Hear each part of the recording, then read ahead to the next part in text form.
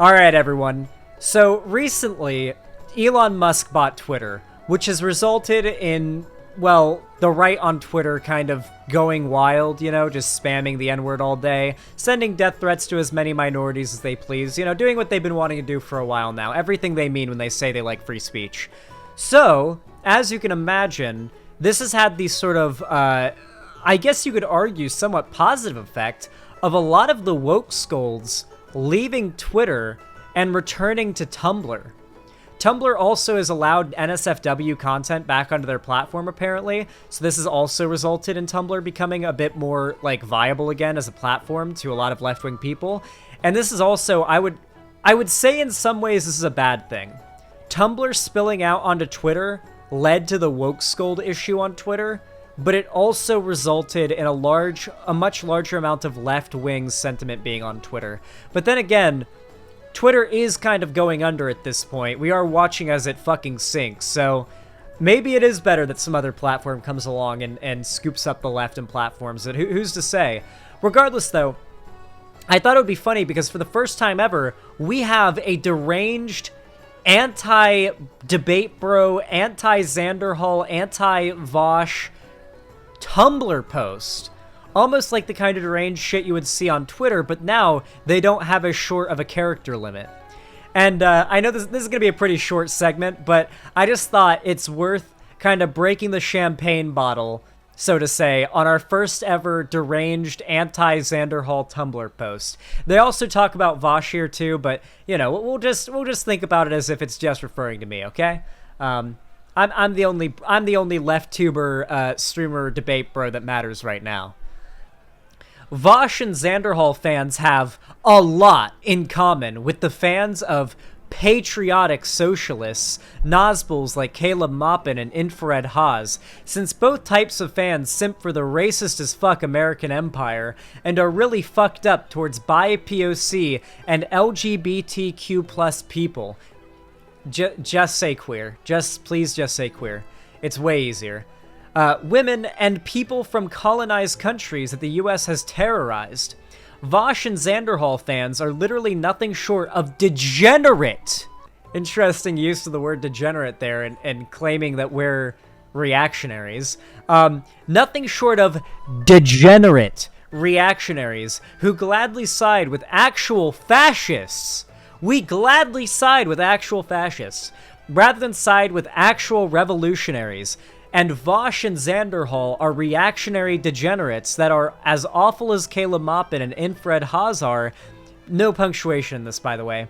And neither of those four fascist apologist douchebags should be seen as actual reputable people for anyone who wants to learn about leftist politics or watch leftist YouTubers, because Vosh, Xanderhal, Caleb Maupin, and Infrared Haas are not leftists in any way or shape whatsoever and are examples of shit libs, pat socks, and or Nazguls.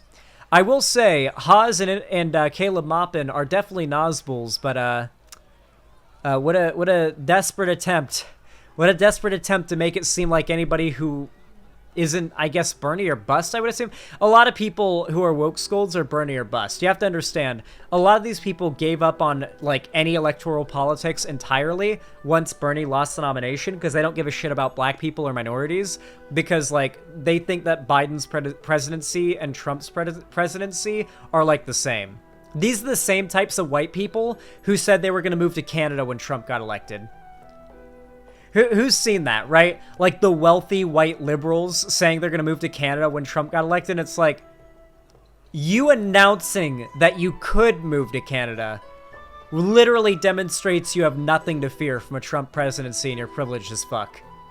Like, that alone, yeah, that alone is a position of white privilege. So I just want you to know, all I can see from this is just white. Not to mention, this person literally has, like, a white marble, like, philosopher statue, like the tier of what you'd consider a Nazi on Twitter to have as their profile picture on Reddit. So you know this, or on Tumblr. So you know this person thinks very highly of their mental capacity.